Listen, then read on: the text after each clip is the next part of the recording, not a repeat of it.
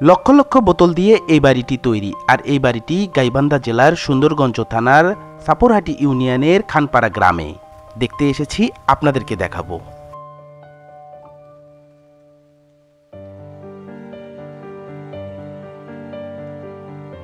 প্রিয় বন্ধুরা আমার, এই বাড়িটি কে নির্মাণ করেছেন এবং কত টাকা ব্যয় হয়েছে সবকিছুই থাকছে আজকের ভিডিওতে। আশা করি পুরো ভিডিওটি দেখবেন এবং সঙ্গে থাকবেন। সুপ্রিয় দর্শক মন্ডলী, আমরা সেই বোতল বাড়ির সামনে দাঁড়িয়ে আছি।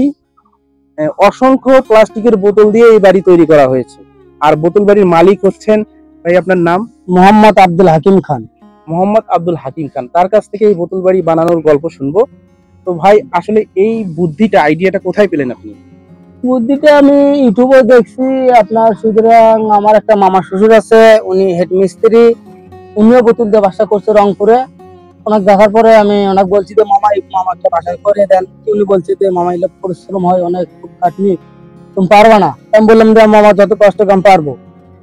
তো যাই অনেক ভাঙ্গির দোকান থেকে সংগ্রহ করার পরে যাক বালু সিমেন্ট মিক্স করে সংগ্রহ করার পরে এক জায়গায় করার পরে মিস্ত্রি ডাকছি, মিস্ত্রি ডাকিয়ে নিয়েছি। ইনশাল্লাহ যাই আমার কাজ ওনারা এসে করে দিচ্ছে। 3টা রুম আছে, 30 হাত, মাঝখানে পার্টিশন, লেট্রিন, টয়লেট। এতগুলো বোতল কি আপনি ম্যানেজ করতে পারছেন? জি, আমি অনেক কষ্ট হয়েছে। আমি বিভিন্ন এলাকায় ভাঙ্গির দোকান থেকে হাট বাজারে থেকে কিনে নিয়ে এসেছি। কিসের কিসের বোতল আছে এখানে? এখানে টাইগার আছে, স্পিরিট আছে, 7 আপ আছে, কেক নেশারের বোতল আছে, ভিটামিনের ফাইল গুলো আছে, দোষ আছে, আরো বিভিন্ন অনেক, যাই হোক অনেক বোতল আছে।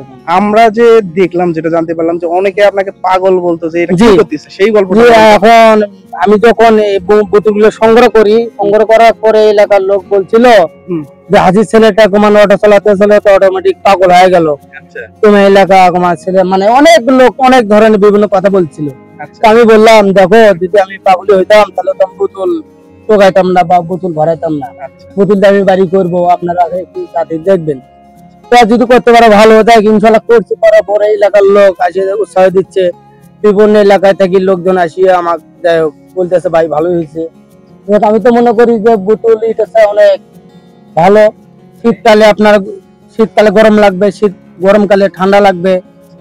বোতলগুলো দিয়ে যদি আমি বাসা তৈরি করতে পারি তাহলে পরিবেশটা নষ্ট হবে না, রক্ষা হবে। দর্শক মন্ডলী, যখন উনি বোতল দিয়ে বাড়ি বানায় তখন সকলে ওনাকে পাগল বলছিল। এটা কি করতেছে, এটা কি করতেছে? বোতলের মধ্যে কি আছে? আমি বালু আর সিমেন্ট বোতলের মধ্যে, জি বালু আর সিমেন্ট ইয়ে করে একটা ব্লকের মতো হয়ে গেছে, অনেক শক্তিশালী।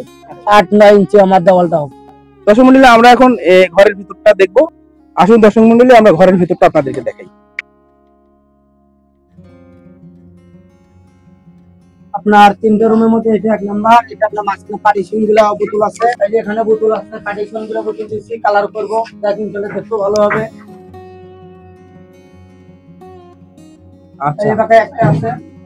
আচ্ছা হাকিম ভাই, আপনার এই বাড়িটা করতে আপাতত কত খরচ হয়েছে? মানে কলম দিছি তো, কলম দেওয়ার কারণে আমার একটু ভিম দেওয়া আছে, এই কারণে খরচটা বেশি। কত হয়েছে খরচ? 3টা রুম, আমার 3টা রুম প্রায় 5 লক্ষ টাকা চলে গেছে। আমি ওকে ছাদ দেবো তো, এই কারণে 5 লক্ষ টাকা চলে গেছে। হ্যাঁ, এখানে টাকার অঙ্কটা বেশি। আচ্ছা দর্শক মন্ডলী, 3টা রুম দিতে 5 লক্ষ টাকা চলে গেছে। আর প্লাস্টিক দিয়ে যদি আপনারা 3টা রুম আপনারা তৈরি করতে চান, সর্বোচ্চ 2 লক্ষ টাকা ভিতরে আপনার 3 সেট বাড়ি হয়ে যাবে বোতল সহ। আপনি উপরে কি টিন লাগাবেন না? না, আমি একটু ছাদ দিব, ঢালাই ছাদ দিব। ঢালাই এর উপর ঢালাই ছাদ দিলে কি হবে?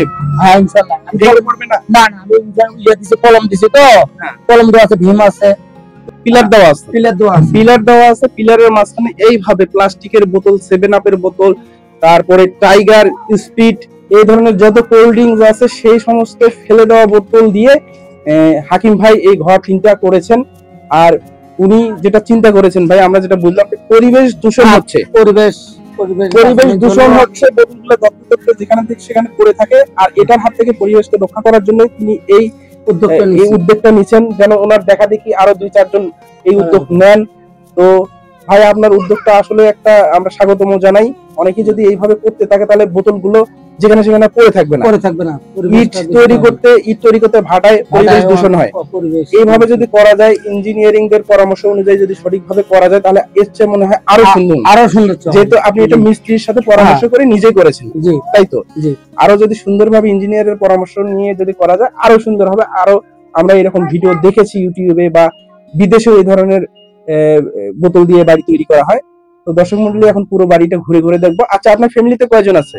জি, আমার ফ্যামিলিতে আমার ওয়াইফ আর আমার 3টে মেয়ে।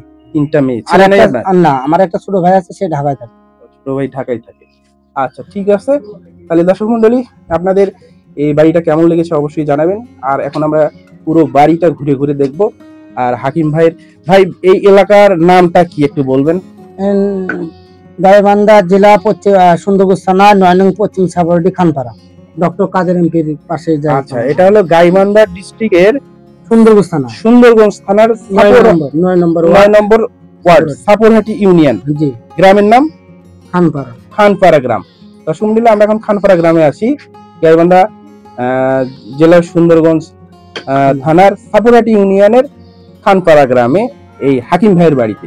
চলুন এখন ঘুরে ঘুরে দেখা যাক এই বাড়িটি।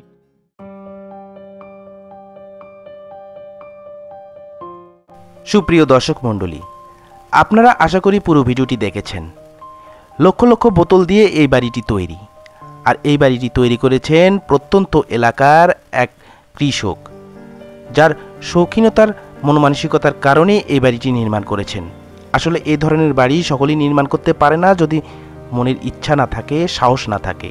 সকলেই তাকে পাগল বলেছিল, কিন্তু সব কিছু মানুষের কথা উপেক্ষা করে তিনি শেষ পর্যন্ত করে দেখিয়েছেন।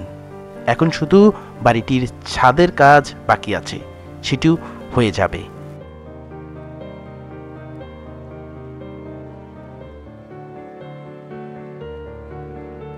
সবচেয়ে আমার যে বিষয়টি ভালো লেগেছে সেটি হলো এই কৃষক হাকিম ভাই পরিবেশের কথা চিন্তা করেছেন। তিনি চিন্তা করেছেন যে এই বোতলগুলো যত্রতত্র যেখানে সেখানে পড়ে থাকলে পরিবেশের ক্ষতি হবে।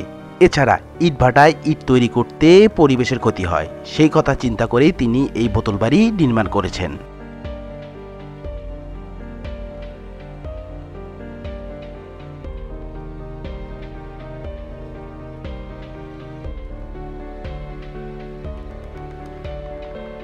প্রিয় বন্ধুরা আমার, এই কৃষক হাকিম ভাইয়ের মনের ইচ্ছাকে আমরা স্বাগত জানাই।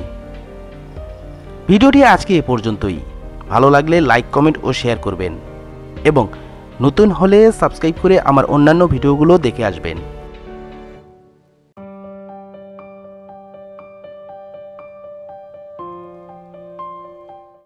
গাইবান্ধার সুন্দরগঞ্জ থানার প্রত্যন্ত এলাকা থেকে আজকে বিদায় নিচ্ছি। দেখা হবে নতুন কোনো ভিডিওতে, নতুন কোনো স্থানে, নতুন কোনো টপিকস নিয়ে। সে পর্যন্ত সবাই সুস্থ থাকবেন, ভালো থাকবেন।